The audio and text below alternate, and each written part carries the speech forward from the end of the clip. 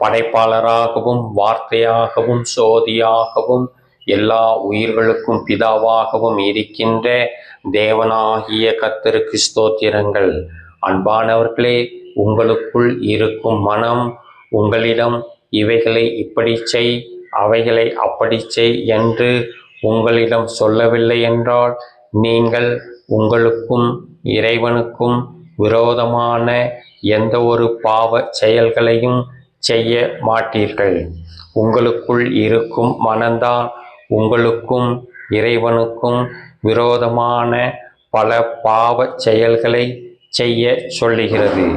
எப்படி என்றால், உங்களுக்குள் இருக்கும் மனம் உங்களுக்கு பண ஆசைகளையும் சிற்றின்ப இச்சைகளையும் தூண்டிவிட்டு அவைகளுக்காய் உங்களை விபச்சாரங்களையும் வேசித்தனங்களையும் கொலைகளையும் கொள்ளைகளையும் யாருக்கும் தெரியாமல் எப்படி எந்த நேரத்தில் எந்த இடத்தில் செயல்படுத்த வேண்டும் என்ற பிளானை கொடுத்து உங்களிடம் பேசுகிறது.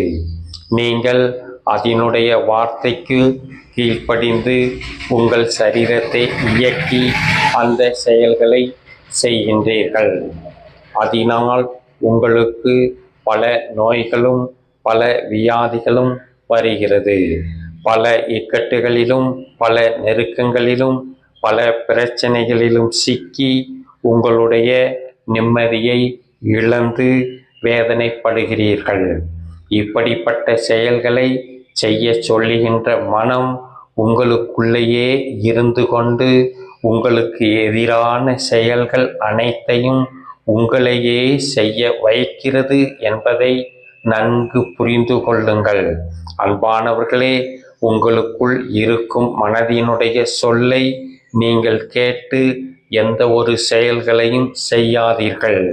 நாம் எல்லாருடைய உயிருக்கும் தகப்பனாகவும் தாயாகவும் இருக்கின்ற படைப்பாளராகிய சோதிகளின் பிதா இயேசு கிறிஸ்துவின் மூலம் கொடுக்கப்பட்ட அவருடைய வார்த்தைகளின்படி மட்டும் செயல்களை செய்து பரிசுத்தமாக வாழ்ந்து முடித்து மரணமில்லாத நித்திய வாழ்வை பெற்றுக்கொள்ளுங்கள். ஆமென்.